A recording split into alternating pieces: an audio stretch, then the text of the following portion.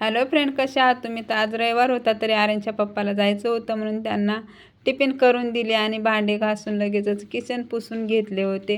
Kitchen पुसून झालं की लगेच कपडे धुवून कपडे वाळायला घातले होते. मग आर्यन आयुष खाली खेळत होते तर त्यांना वरती बोलून घेतले आणि त्यांना खायला करायचं होतं. आर्यनला भात करायचा होता फ्राय केलेला आणि आयुषला खायची होती मॅगी. मग आयुष म्हणला, मम्मा मी मॅगी बनवतो.